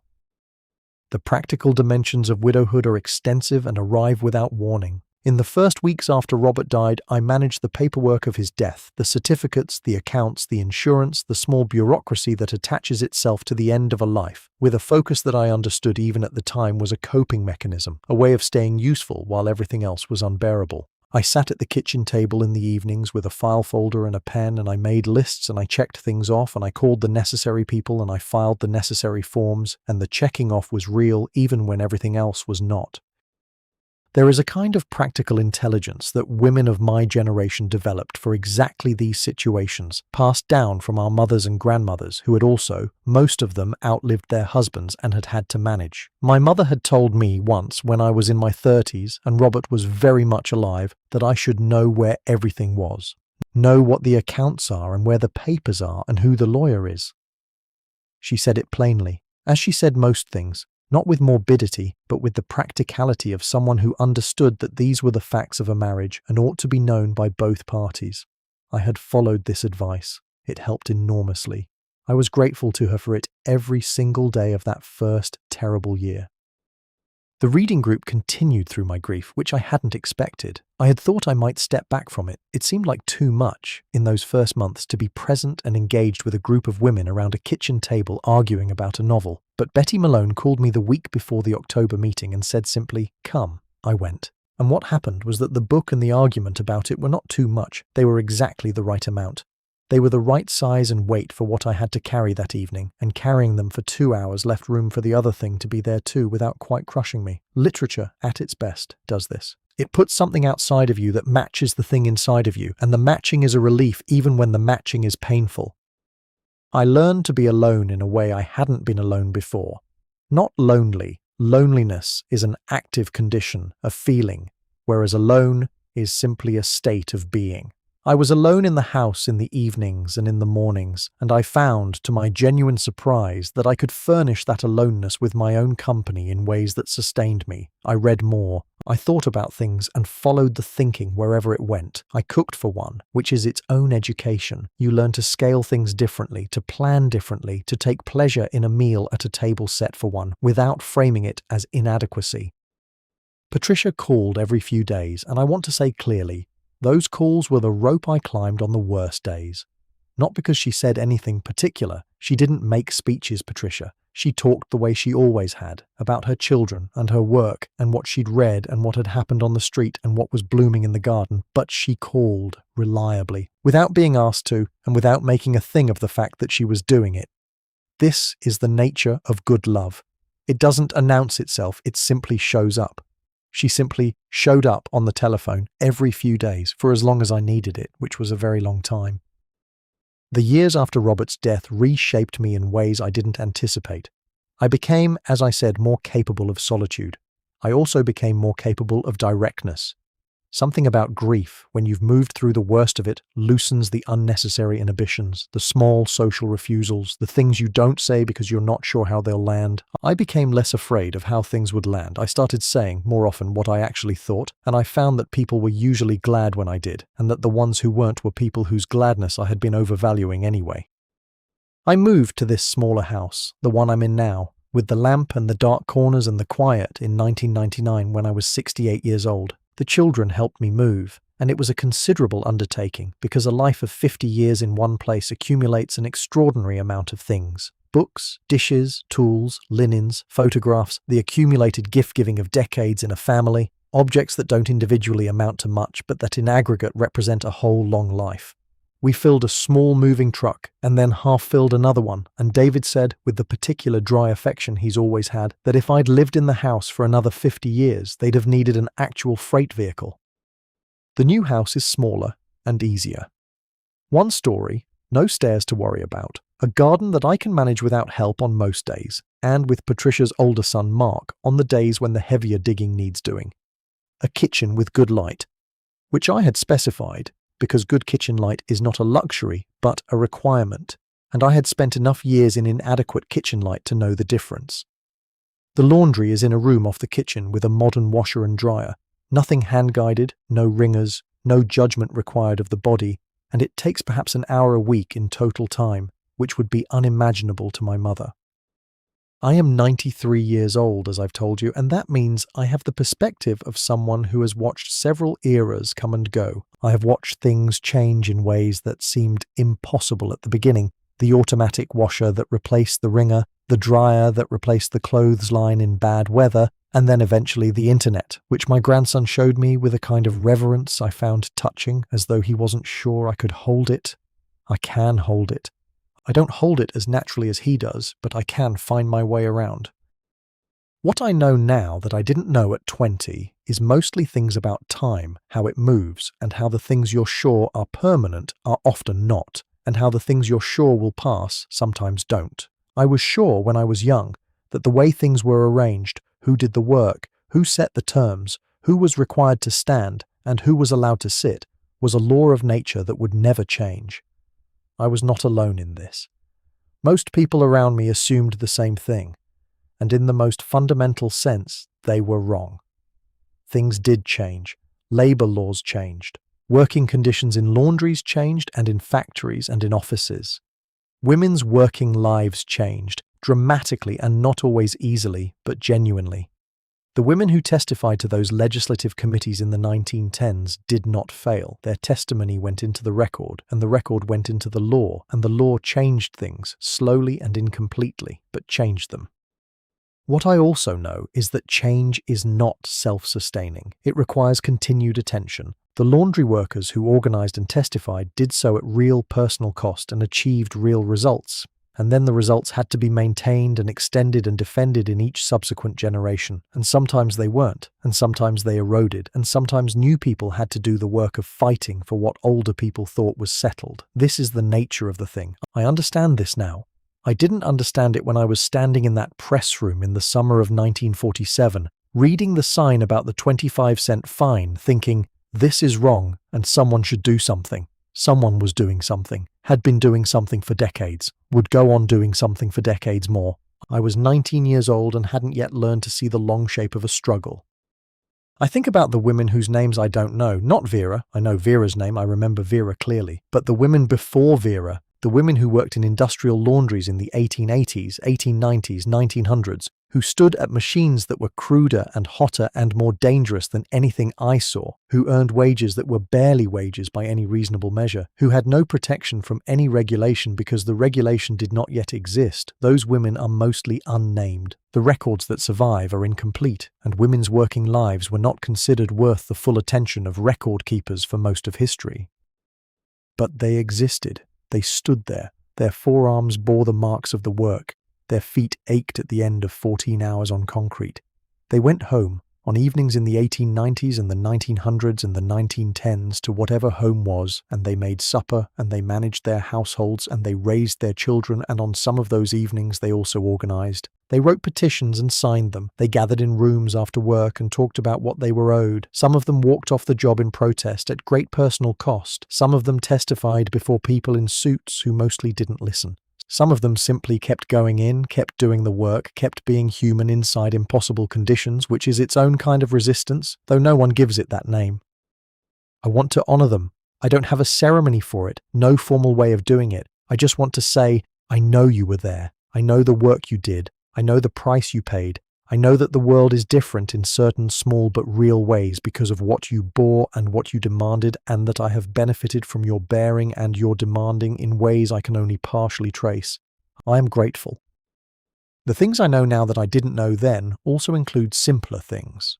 I know that the Toll House cookies are always better when your daughter makes them, for reasons that have nothing to do with the recipe. I know that Monday morning laundry is not a burden but a ritual, and rituals are how we measure time, and time is what we have. I know that the best conversations happen at kitchen tables and that the second best happen on porches in summer evenings. I know that Vera Hutchins' hands knew more than most people's heads, and that practical knowledge is a form of intelligence that is consistently underestimated. I know that the body keeps a record. It doesn't advertise this, but it keeps it in the places where the work has worn you, in the angle of your shoulders, in the way your hands move when you fold something or knead dough or wring out a cloth. 40 years of one kind of movement is still in your hands long after you've stopped doing it. My mother's hands near the end of her life still made the motion of the wringer, a small involuntary squeeze sometimes that she didn't always notice and that I never pointed out because it was private, belonging to a life of work that was hers and not mine to name. And I have come to know, over a long and generally good life, that most people are doing what they can with what they have, that the woman at the mangle is not less intelligent or less human than the woman in the office, that the quarter fine for sitting is not a natural law, but a choice someone made, and choices can be unmade, that the light in a good kitchen is worth specifying, that children should be told when they've helped, that keeping a reading group going for 30 years is a form of love, that a life can be a good life even if it is also a hard life, and that the goodness and the hardness are not opposites.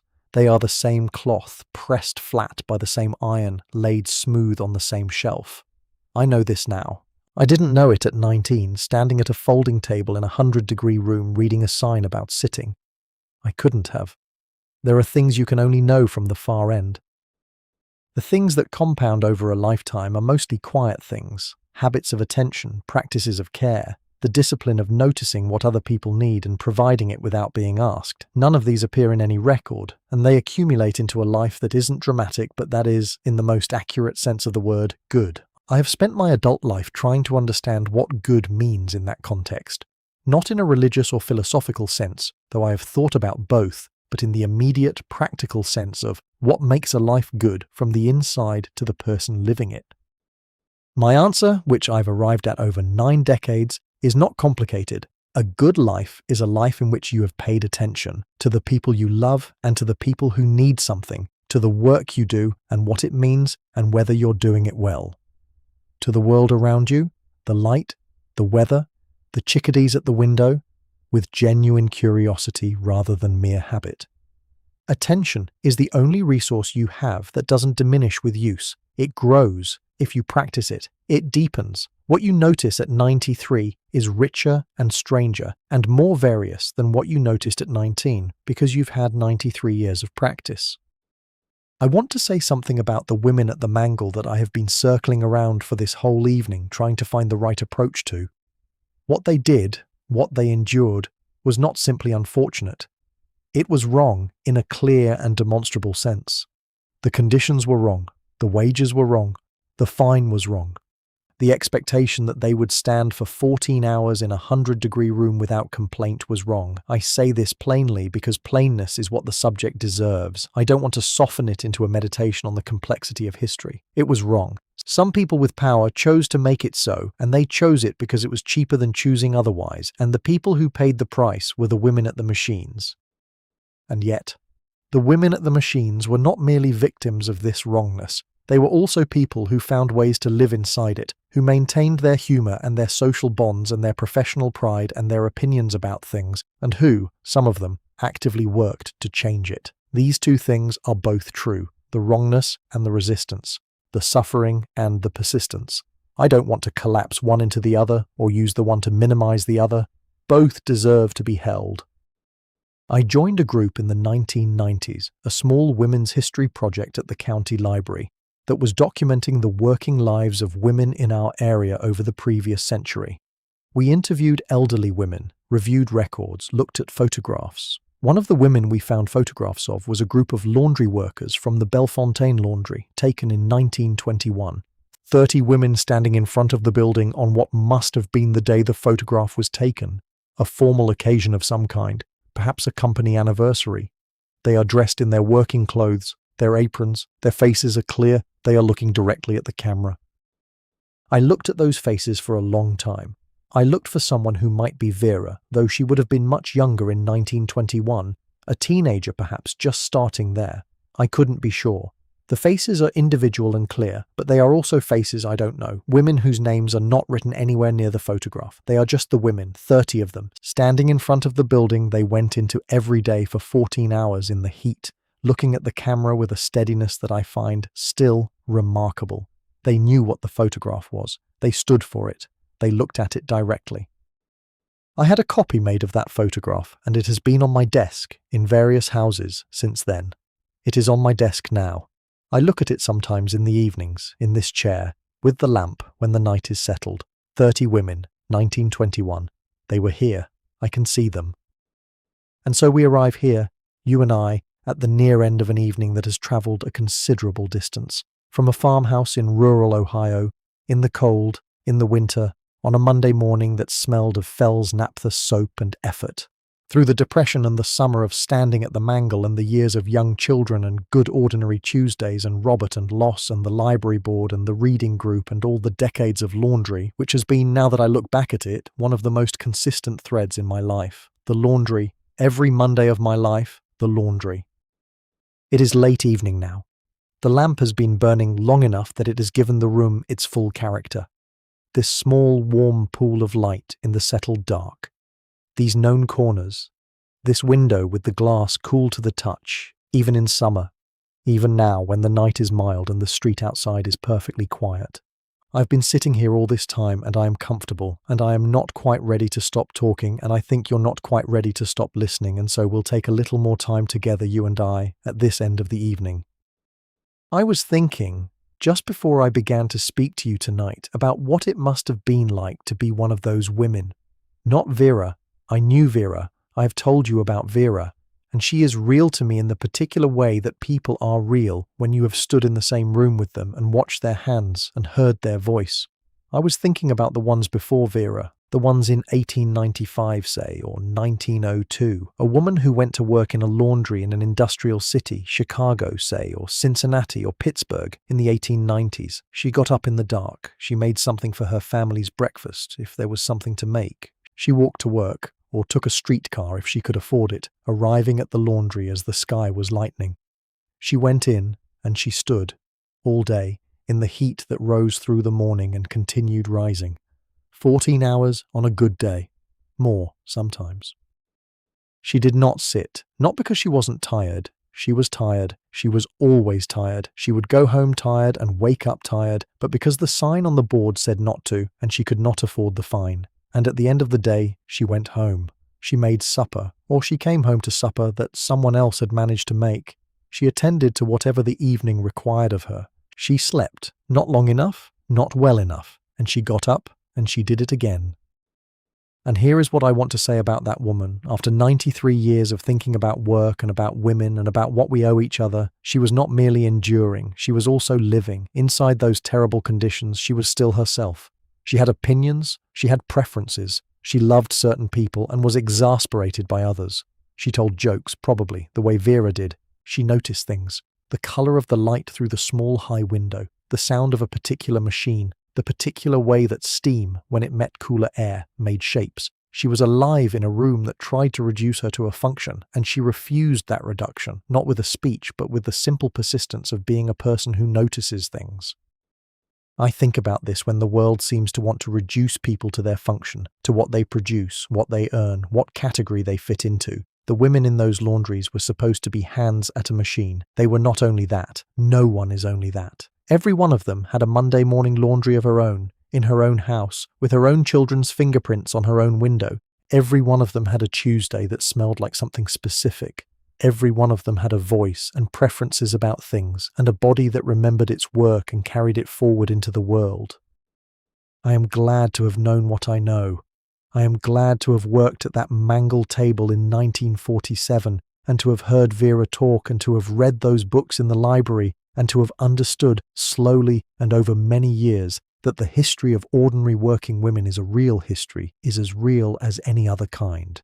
That the laundry workers who were fined for sitting down are as much a part of what this country is as any of the louder stories. They kept the sheets clean, they kept the tablecloths pressed, they kept the hospitals running and the hotels running and the ordinary business of life running with their hands and their feet and their standing, and most of them are not in any record. And yet they were here, and I was, briefly, among them, folding at a table in a hot room in 1947, 22 cents an hour. A girl of 16 who had a great deal left to learn.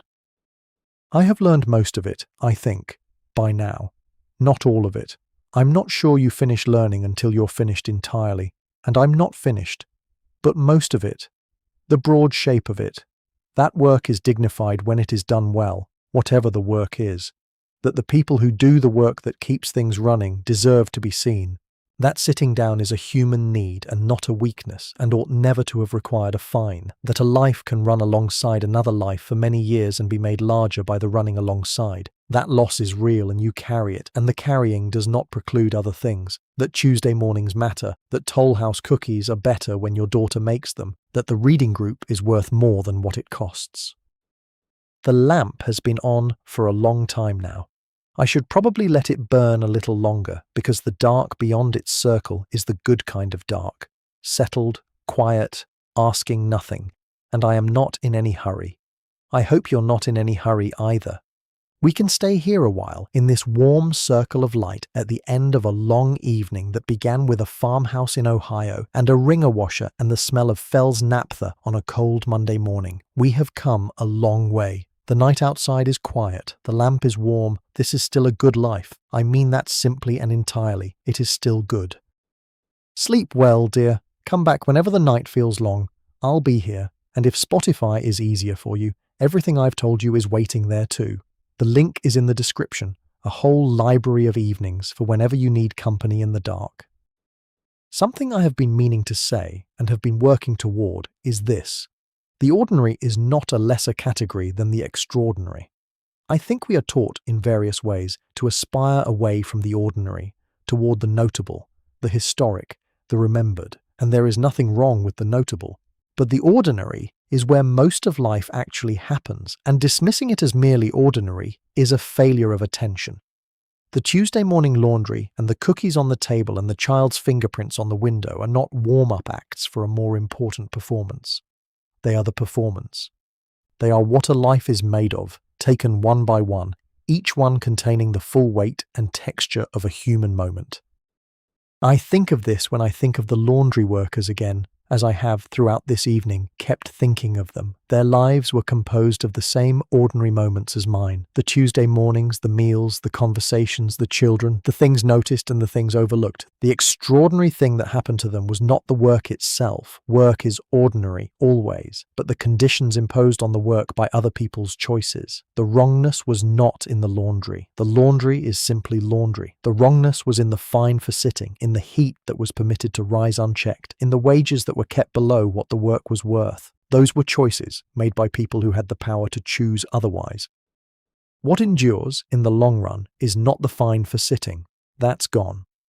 It was wrong, and it has been gone for decades, imperfectly replaced by regulations that are themselves imperfect but that represent a direction of movement. What endures is the women themselves, or the idea of them, the fact of them, their standing in that heat without sitting, their talking under the noise of the machines, They're going home and making supper and managing their lives. They're occasionally gathering in rooms after work to talk about what they were owed. That endures. The fact of them endures. My own life has been gentler. I want to acknowledge this clearly, not as an apology, but as a recognition. I had a husband who was easy to talk to, and children who turned out well, and work that interested me, and friends who were real. I had enough money most of the time, and good kitchen light, which I specified. I had Mondays with the laundry, and Tuesdays with the reading group, and a lamplit chair in the evenings, and more years than I expected. This is a gentle life. I am grateful for it in a way that is too large for the word grateful. The night is late now, or feels late. I have lost track of the clock in the way that happens when you've been talking for a long time and the talking has taken you back through many years. The lamp is warm, the window is dark, the street outside is quiet. This is the world as it is at this hour, contained and still and asking nothing. I want to say one more thing before we sleep. It is this: if you are lying there in the dark and something is heavy, if the day has been heavy, or the year has been heavy, or you're carrying something that doesn't have a name yet, I want you to know that heaviness is not permanent, even when it feels like it is. What I have learned from 93 years of Mondays, from the Wringer washer and the Wringer washer's replacement, and the machines that came after that, from the women I knew and the women I've read about, and the women whose names I don't have, is that things carry forward. You carry them, and they carry forward, and at some point in the carrying, the weight shifts, not gone, shifted, and that is enough. And now the evening settles, the words slow down, the way evenings always do. You don't need to hold any of it. You don't need to remember the farmhouse or the Wringer washer or Vera's hands or the name of the county or the price of the chocolate chips on the yellow bag. Let it all go like smoke from a chimney, visible for a moment against the sky and then dispersed, and the sky the same as before, and better for the warmth that passed through. The lamp is warm, and the corner is dark, and the night outside is settled and still, and you are here, and I am here, and neither of us needs to be anywhere else. Monday will come. The laundry will need doing. There will be things to carry and things to fold and things to put away. But not now. Not this moment. This moment is for lying still and letting the dark come up around you, soft and slow, the way the dark does when you stop asking it to be anything else.